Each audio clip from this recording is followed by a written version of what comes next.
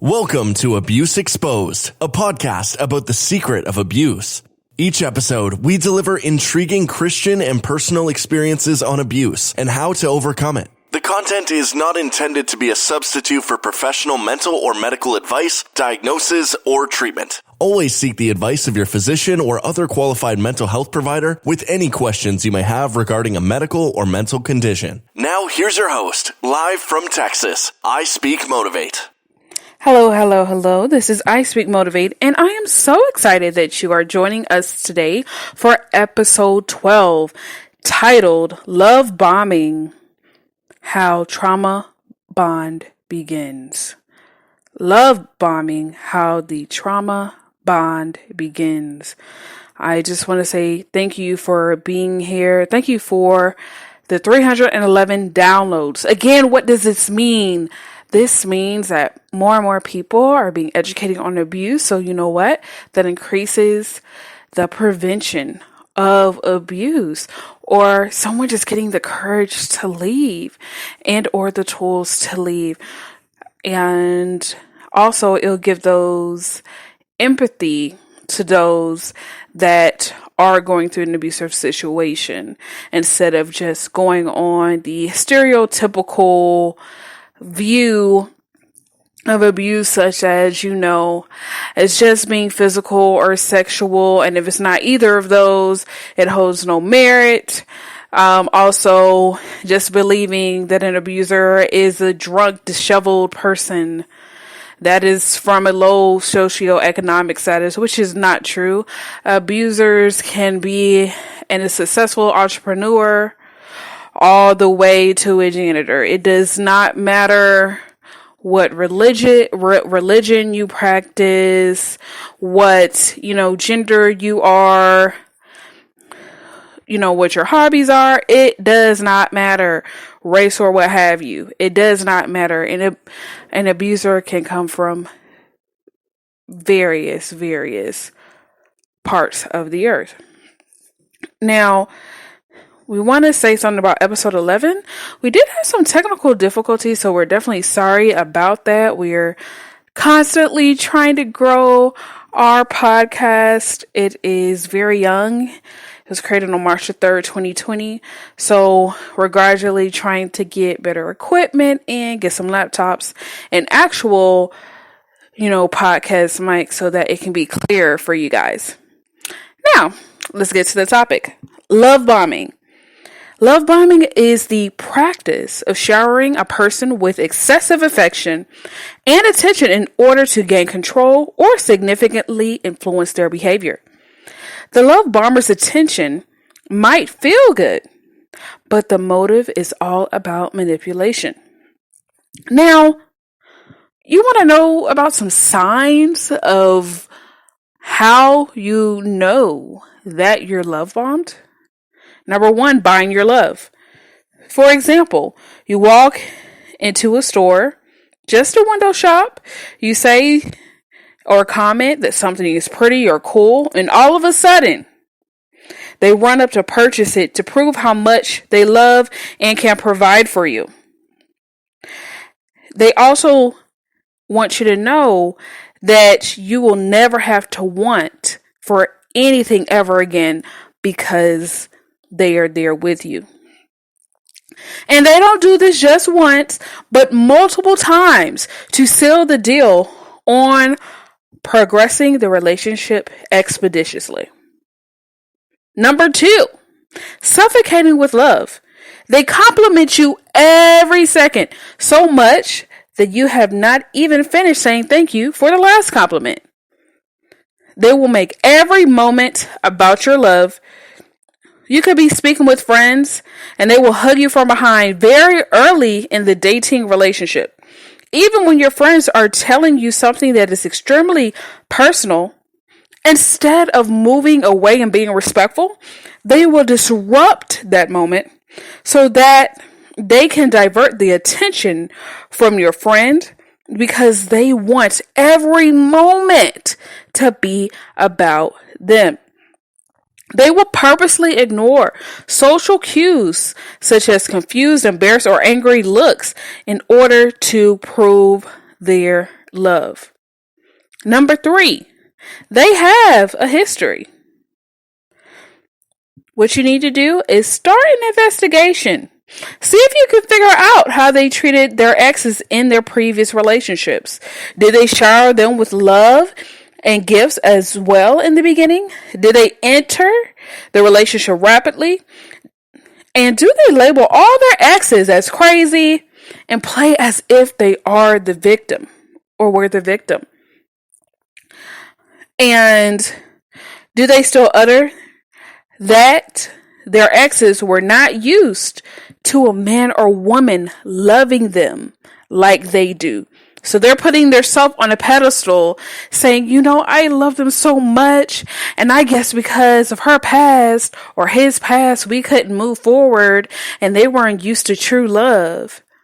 So they will put everything on them and trying to market themselves to you, becoming a salesperson, letting you know that they're the best ever while dogging out their exes. Okay? Number 4, do you really know them? Have you had any true conversations about who they are, their values, beliefs, childhood, family, passions, and flaws? Or do you only know that they feel as if you are the best thing that ever happened to them? In order to have a healthy relationship, it should be based on getting to know each other mutually from the inside out and making new memories. Number 5, do your friends like them? Introduce them to your friends because they don't have the honeymoon blinders on like you have. They will be able to observe their actions and words to notify you of any potential red flags. Number 6, they will frequently talk about the future with you. You just met them and they are talking about the wedding, children, and the state you will live in together. In 3 weeks, you are already soulmates, looking at baby names and residential properties. You know what you need to do? Run like you've never ran before. Number 7, they don't react well to a challenge. You may ask them to slow down because you want to get to know them better. And they may say, I have done everything to show you that I love you. And they bring up everything they have done for you, as small as buying you a 25-cent piece of gum, even though you did not even ask them to, and at the time you even advised against it, but they will bring it up to make you feel guilty. And also they may be overdramatic and cry to make you feel guilty. And that's why this episode is called Love Bombing, How the Trauma Bond Begins, because the guilt is starting. How come? What else do I need to do? What else do I need to do? I thought you were different. You're just like my other exes. No matter what I do is never good enough for you. Why do we have to wait a few more months until we become exclusive? I'm already exclusive for you. I already cut off this boy or this girl. I already cut them off. You said you wanted a serious relationship in the beginning, but it seems like you have commitment issues. So they're throwing this all around on you just because you're like, I'm uncomfortable. I don't want to move this fast. I feel like, you're a nice girl, you're a nice guy. But right now I'm focusing on my career, on my passion, on my family right now. Do you mind if we don't see each other as often?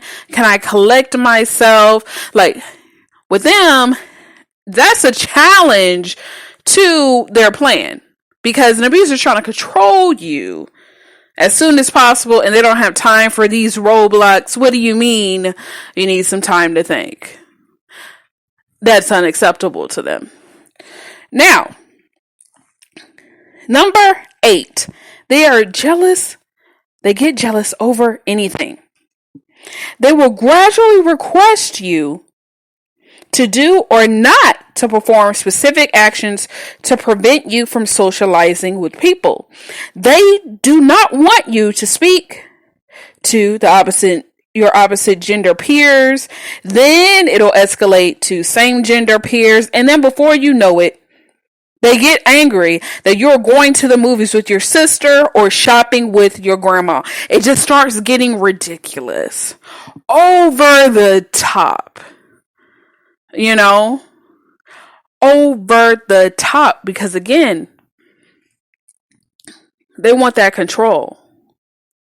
Okay? They don't have time for you to have a community. And again, when you have a community, it is a form of protection. And they're trying to break those people around you that can protect you and see potential red flags of whoever that person is that's trying to enter into a relationship with you very swiftly. They're afraid of a acquaintance being like, oh, they act a little, they act a little too clingy. Are you sure you want to enter into a relationship like that?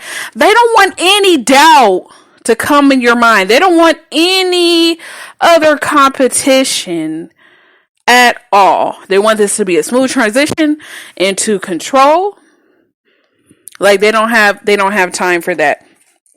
Now, number 9, they are controlling, and that goes into number 8. But for example, they get angry that you let a person open the door for you, saying you are being disrespectful. And the reason why that they are this way is because they want to protect you. They can say, oh, I know how guys are.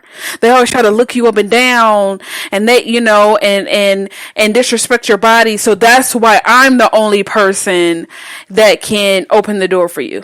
And as a stranger, it's not even thinking about you in their way. They're just trying to be polite. It's not that serious. And you know that, but they make a big deal. They're making a production of someone opening the door for you.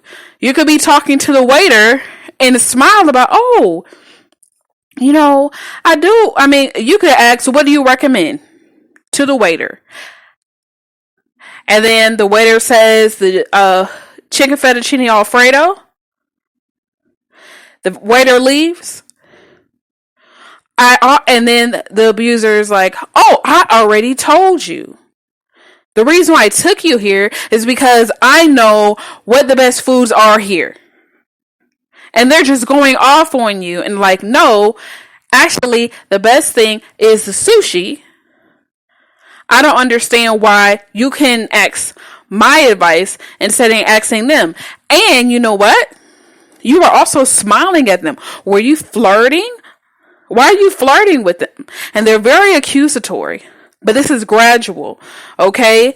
So it's not full on, but it's just a gradual type situation. They act as if, they're protecting you. They're working under the guise that they are protecting you, okay? Then they try to make a case on why your friends are not good for you. They state they want the best for you. They especially wait for a golden opportunity when you have a disagreement with a friend or a family member to destroy that relationship. They strongly try to persuade you that they do not want you to be taken advantage of when they are currently manipulating you in that moment. So much hypocrisy, but hey, that's how they work. Now, love bombing is so dangerous because it is the true beginning of the trauma bond. Remember, the abuser will not start physically, emotionally, spiritually, psychologically, financially, sexually abusing because we will run at the sight. They just present as the person of your dreams and gradually destroy you. but by the end you feel as if you cannot leave because you remember when they were your thoughtful queen or princess